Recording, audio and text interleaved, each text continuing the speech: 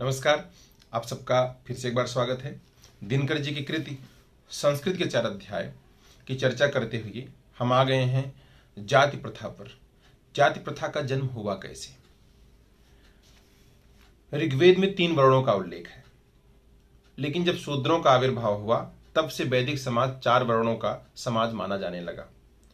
चातुर्वर्ण व्यवस्था जो थी निंदित संस्था नहीं थी, न आज हम उसकी निंदा करते यदि वर्णाश्रम के भीतर अनगिनत जातियों का जन्म नहीं हो गया होता। गीता में भगवान ने बड़े ही संतोष के साथ कहा है, चातुर्वर्ण्यम सृष्टम गुण कर्म विभाग सह। वर्णाश्रम का समर्थन स्वामी दयानंद महात्मा गांधी जी ने भी कहा है।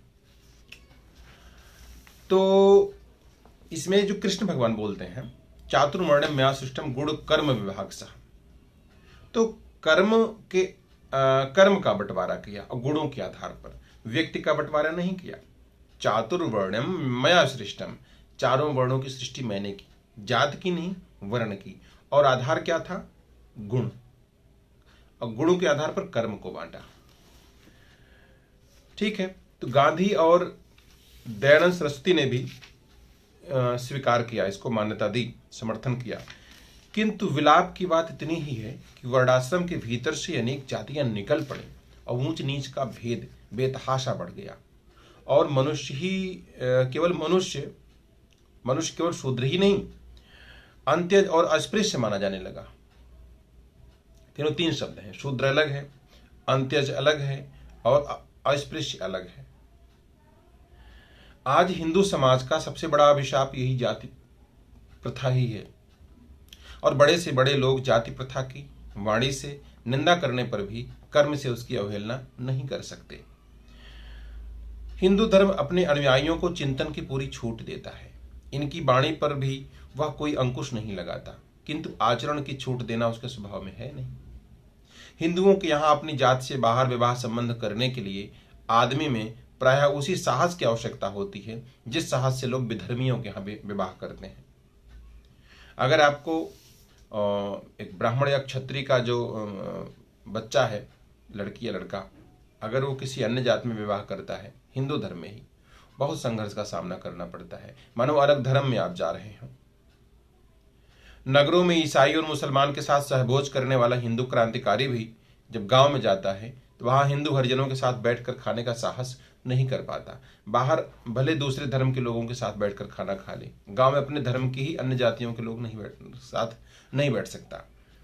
और भारत के जो कम्युनिस्ट सिख हैं वे भी दाढ़ी और बाल इसलिए नहीं मुड़ाते कि ऐसा करने से ग्रामों का वातावरण इनके विरुद्ध हो जाएगा।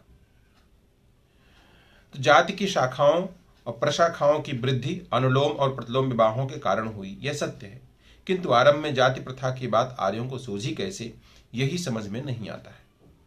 एक अनुमान यह है कि जाति प्रथा का आश्रय आर्यों ने इसलिए लिया कि जब वे इस देश में आकर बस गए तब यहाँ अनेक जातियों के लोग बस रहे थे, और आर्यों को ऐसा मालूम हुआ कि विभिन्न जातियों की रचना के द्वारा वे इन तमाम लोगों को एक समाज में समेटकर बांध सकते हैं। यहाँ द्रविड़ जाति के लोग थे जो धर्म, कर्म और सभ्यता संस्कृति में बहुत ऊंचे थे।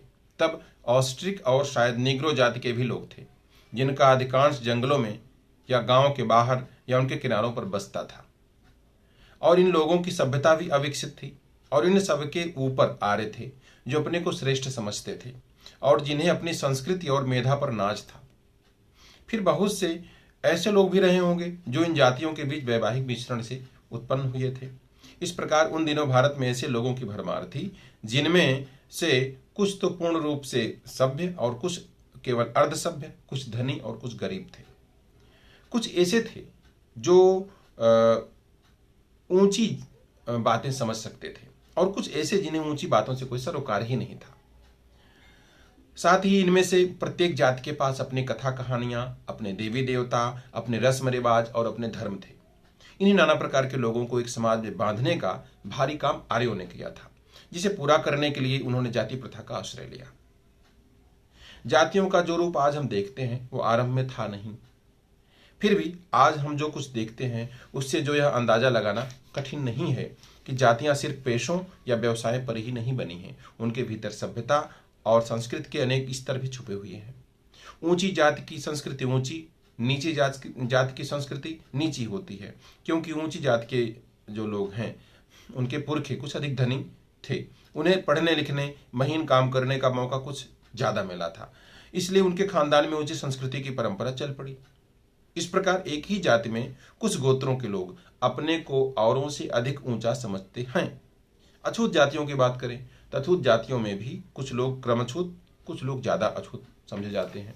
असल में समाज के भीतर संस्कृतियों के जो ऊंचे नीचे धरातल हैं, उन धरातलों पर भी जातियों का विभाजन देखा जा सकता है। आर्यों ने जाति प्रथा का आश्रय इसलिए लिया कि इन्हें उस देश के अनेक वर्गों लोगों को एक ही समाज के अंदर अपनी अपनी सभ्यता और संस्कृति के अनुसार उचित स्थानों पर बैठाना था। असल में जातिवाद के रूप में आर्यों ने समाज के भीतर एक दीर्घा खड़ी कर दी, एक दीवार खड़ी कर दी, जिसमें नीचे से ऊपर तक सभी श्रेणियों के लोग अपनी अपनी हैसियत के अनुसार आसानी से बैठ सकते हैं। जैसे दीर्घा का मतलब होता है ना, जब दर्शक लोग बैठ करके दर्शक दीर्घा में देखते हैं तो सीढ़ियां बनी होती हैं ऊपर नीचे, और उसके बाद शो के नज़दीक लोग जो बैठते हैं। तो ऐसे ही मानो कि व्यक्तियों का एक क्रम हो गया, श्रेणियां बन गई। अगर भारत के आर्यीकरण की बात करें और अगर भारत का आर्यीकरण आर्यों का ध्येय रहा हो, किड़वंत विश्व आर्यम, यानी सबको आर्य बनाओ, तो जाति की प्रथा ने इसमें उनकी भरपूर सहायता की होगी, क्योंकि जातिवाद का नेतृत्व ब्राह्मणों के हाथ में था और पुरोहित की मंजूरी के बिना जाति बदलना कठिन होता होगा। जो लोग आर्यों के रस्म रिवाज, रहन सहन, उनके सामाजिक आचार आदि सीख लेते थे, जाति की दीर्घा में उनकी तरक्की आसानी से हो जाती थी। यह बात इससे भी सिद्ध है कि सुयोग्य द्रविड़ आरंभ से ही ब्राह्मण मान लिए गए थे और आरंभ से ही उनमें से अनेक लोग केवल द्रविड़ों में ही नहीं, आर्यों के भी पुरोहित का काम करने लगे थे। जाति प्रथा के चालू करने में आर्यों का एक उद्देश्य ये नहीं था कि वे द्रविड़, ऑस्ट्रिक अथवा निग्रो समाज की छूत से बचें, बल्कि यह था कि इन तमाम जातियों के लोगों को वे आर्य सभ्यता में रंगना चाहते थे, और जो भी उनकी सभ्यता सीख लेता था, समाज में उसकी उन्नति आसानी से हो सकती थी। यह प्राचीन संस्कार आज भी हिंदू समाज में अपना काम कर रहा है, और आए दिन आप देखते हैं कि जो हीन जातियां ऊपर उठना चाहती हैं, वे अखाद्य खाने, अपेय पीने की आदत और अन्य कुरीतियों को छोड़कर जनेऊ धारण कर लेती हैं और कोशिशें करने लगती हैं कि समाज उनकी गिनती द्विजों में कर ले। द्विज माने जिसका दूसरा जन्म हुआ हो। और अगर अतीत में आप जाएं तो अछूत की जो परंपरा थी, अंत्यज की परंपरा थी, इसके पीछे बहुत कुछ उनके कर्म भी थे। हमने गांव में देखा है कि जाहिर सी बात है, जाति प्रथा को तो लोग अच्छा नहीं मानेंगे, लेकिन जो निम्न जातियां थीं उनमें सुअर खाना, मांस खाना, गंदगी में रहना, वो देखने से ही, कर्म करने से ही भेद था। तो पहले तो ये कार्य करना था कि उसको सही करना था, उसके बाद ये देखना था कि ये जो वर्णों का भेद है उसका मूलाधार क्या है। यानी कि पहले मौलिक स्तर पर अगर सुधार हो जाए तो आप जिरह कर सकते हैं, क्योंकि हमारा तर्क वहां पर फेल हो जाता है जहां पर मौलिक स्तर पर कोई काम नहीं होता है ना। तो फिलहाल मुझे भी याद है कि बचपन में जो है हम लोग जमींदारी सिस्टम से बिलोंग करते हैं, तो वहाँ पर मंदिर में सब लोग नहीं जा सकते थे, कुएं में पानी लोग नहीं भर सकते थे, और व्रत उपवास नहीं कर सकते थे। और नई पीढ़ी में बहुत ऐसी घटनाएं हैं कि इनमें सारे लोग, कुआं तो अब रह नहीं गया, घर घर नल लग गई है, मंदिर का कोई बंधन ज़्यादा नहीं है, किसी को पता नहीं कौन सी जाति का है, गाँव में तो पता होता है, शहर में पता ही नहीं होता, और व्रत उपवास हर कोई कर सकता है। तो परिवर्तन आया है, तो परिवर्तन किसी न किसी स्तर पर दिखाई पड़ता है, भले पूरा परिवर्तन न हुआ हो। तो मौलिक आचार में अगर आचरण में अगर मौलिक सुधार होता है तो कहीं न कहीं वो दिखाई भी पड़ता है, ग्राह्यता जो है बढ़ती है। तो आरंभ में जाति परिवर्तन पर कड़ी रोक नहीं थी, इसके अनेक प्रमाण मिलते हैं। श्री जयचंद्र विद्यालंकार ने लिखा है कि जात पात की ठीक जात पात के रूप में स्थापना 10वीं शताब्दी ईस्वी में आकर के हुई, और उसके बाद भी मिश्रण पूरी तरह बंद नहीं हो गया था। शहाबुद्दीन गोरी के समय तक हम हिंदू जातों में बाहर के लोगों को सम्मिलित होते देखते हैं। सन 1178 में गुजरात के नाबालिग राजा मूलराज सेकंड द्वितीय की माता से हार करके गोरी की मुस्लिम सेना का बहुत बड़ा अंश कैद हो गया था। उन कैदियों की दाढ़ी मूछ मुड़वा करके विजेताओं ने सरदारों को तो राजपूतों में शामिल कर लिया था और साधारण सिपाहियों को कोलियों, खाटों, बाबरियों और मेड़ों में शामिल कर लिया था। आचार्य क्षिति मोहन सेन एक इतिहासकार थे, वे लिखते हैं कि पुराने जमाने में इतना बंधेज नहीं था। कलि के पहले असवर्ण विवाह भी चलता था और शूद्र के हाथ से पक्वान्न भी ब्राह्मण लोग ग्रहण करते थे। कलयुग में निषिद्ध कैसे हो गया? श्याम शास्त्री कहते हैं कि बौद्ध और जैन धर्म का वैराग्य प्रधान मत और कृच्छ्राचार ही इसके कारण है। ऊंचे वर्ण के लोगों ने जीव हिंसा छोड़ी, शूद्रों ने नहीं छोड़ी, इसलिए उनके हाथ कान निषिद्ध हुआ। राजा राजेंद्र लाल मित्र कहते हैं कि बौद्ध पड़ोसियों के अनुरोध से हिंदुओं ने गोमांस खाना छोड़ दिया। जिन्होंने गोमांस खाना नहीं छोड़ा, समाज की दीर्घा में वे नीचे लुढ़क गए। समझ रहे हैं आप? तो जाति की प्रथा ने हिंदू समाज की सेवा इसी रूप में की है। इस प्रथा का उद्देश्य ही यहाँ आने वाली हर एक जाति को भारतीय संस्कृति के ढांचे में कस लेना था कि आप अपने आचार विचार को बदलो। मंगोल, यूनानी, शक, आभीर, यूची, हूण और मुस्लिम आक्रमण से पहले आने वाले तुर्क जाति प्रथा के जन्म के बाद जो भी लोग भारत में आए, उन्हें भारतीय समाज के अंदर पचाने में सबसे अधिक योगदान इसी प्रथा का था। इसी प्रथा ने योगदान दिया, क्योंकि इस देश में यह समस्या ही नहीं थी कि नवागंतुक जाति के लोग समाज में या कहाँ पर रखे जाएं। जातियों की अनेक श्रेणियां थीं और वे दिनों दिन बढ़ती ही जा रही थीं। अतएव नवागंतुक लोगों में से हर एक को अपनी वैयक्तिक अथवा पारिवारिक संस्कृति के अनुसार जाति के ढांचे में उपयुक्त स्थान आसानी से मिल जाता था। अब तो जाति प्रथा बिल्कुल निंदित हो गई है और टूटने भी लगी है, किंतु प्राचीन काल में उससे भारतीय संस्कृति को एक लाभ अवश्य हुआ था। जब कोई जाति अपने से भिन्न किसी अन्य जाति पर विजयी होती है, तब उसके सामने सवाल ये आता है कि हारी हुई जाति से सुलूक क्या किया जाए। अमेरिका, ऑस्ट्रेलिया में जब यह समस्या खड़ी हुई, तब गोरों ने कालों को चुन चुन करके मार डाला और स्वयं निष्कंटक होकर उन देशों में बस गए। आज भी अफ्रीका में गोरे और काले का जो सवाल पेश है, उसे सुलझाने का रास्ता गोरों का वही है जिसे उन्होंने किसी समय अमेरिका, ऑस्ट्रेलिया में अपनाया था। लेकिन आर्यों का मार्ग अहिंसा के प्रेम का मार्ग था। उन्होंने अपने से भिन्न लोगों को मारा नहीं, बल्कि जाति प्रथा के विशाल दीर्घा के किसी न किसी सोपान पर बैठाकर उन्हें अपने समाज में मिला लिया। और एक बात बताएं आपको, इतिहास की जानकारी लोगों को है नहीं और न आप जानना चाहते हैं। अगर आप तटस्थ होकर विवेचन करें, खुद को उसमें शामिल न करें, तो कुछ आपको मौलिक कमियां समझ में आएंगी और कुछ मौलिक अच्छाइयां भी समझ में आएंगी। और दोनों पर ध्यान करना चाहिए। अच्छाइयों को आगे बढ़ाना चाहिए, कमियों को दूर करना चाहिए। अच्छा, इसमें एक बिंदु है, दिनकर जी ने बताया अंतरजातीय विवाहों के बारे में।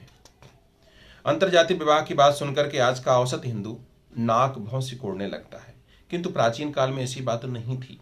जो द्विज थे उनके भीतर जो अंतरजातीय विवाह चलता ही था। और द्विज और शूद्र के बीच भी विवाह पर रोक नहीं था।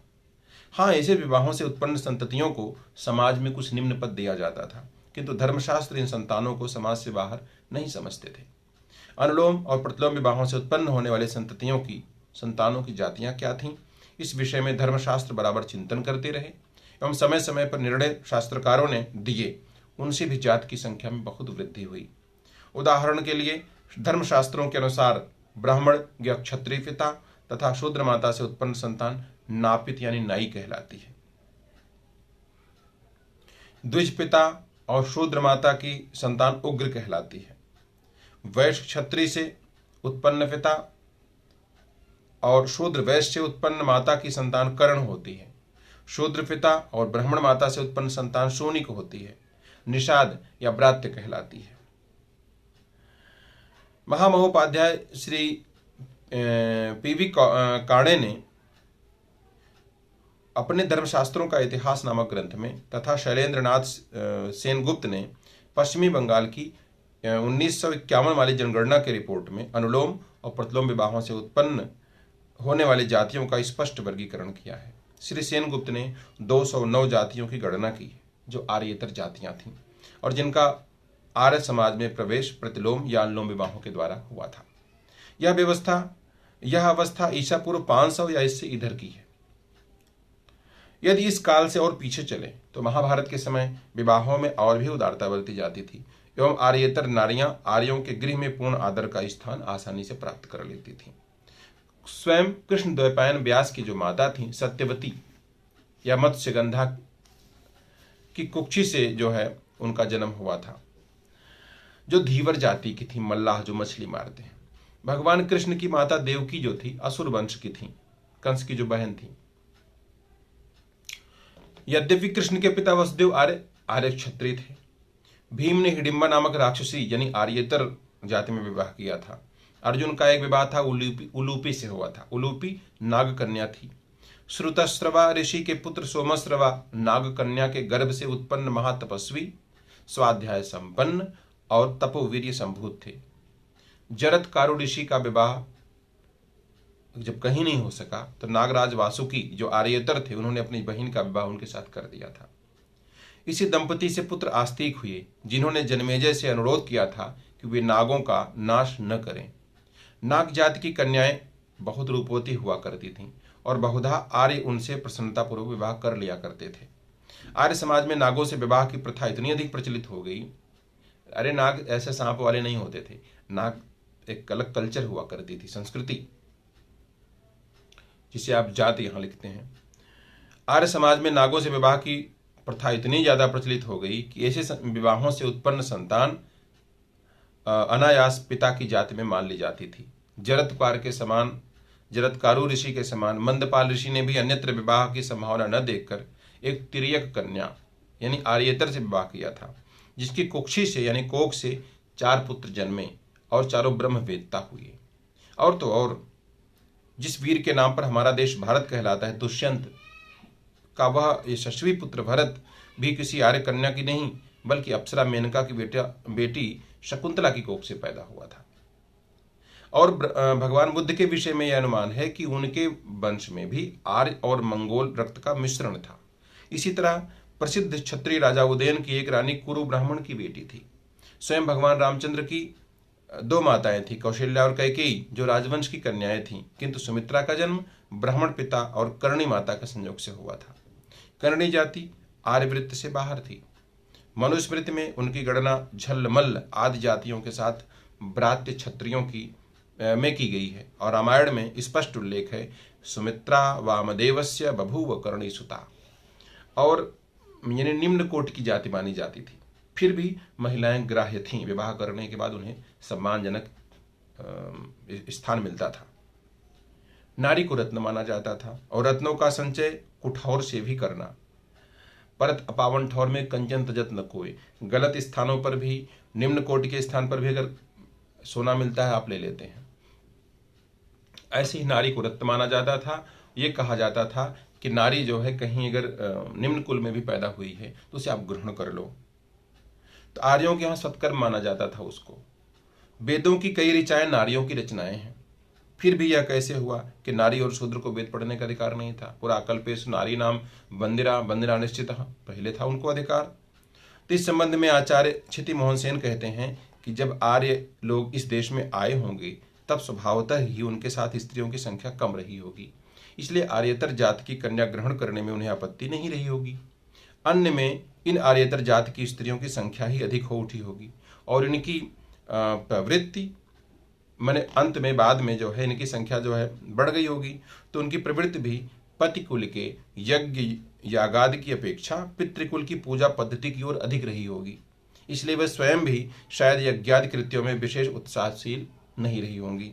इसलिए अंत में स्त्री और शूद्र को एक श्रेणी में डाल दिया गया होगा कि जैसे मान लो जिस कुल से आई हैं उस परंपरा को छोड़ नहीं सकी, इसलिए नए को अपना नहीं सकी, तो धीरे धीरे उसमें जो है गैप हो गया।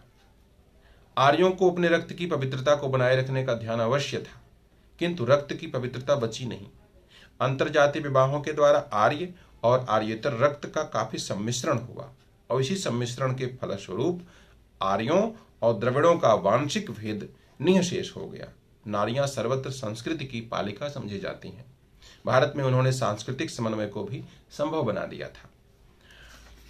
अगला बिंदु है ब्राह्मण, शूद्र और नारी का स्थान समाज में किस तरह से निर्धारित किया गया। अब ये जो है हम आपको अगले भाग में चर्चा करेंगे तो बताएंगे। अभी पर यहाँ विराम लेते हैं। अपनी प्रतिक्रिया आप अवश्य दीजिएगा ताकि हम भी कुछ सुधार कर सकें, ठीक है। और किसी विषय पर और आपको चर्चा करने की आवश्यकता महसूस होती है तो कमेंट बॉक्स में जरूर आप लिख दीजिएगा। यहाँ विराम लेते हैं। नमस्कार, जय हिंद।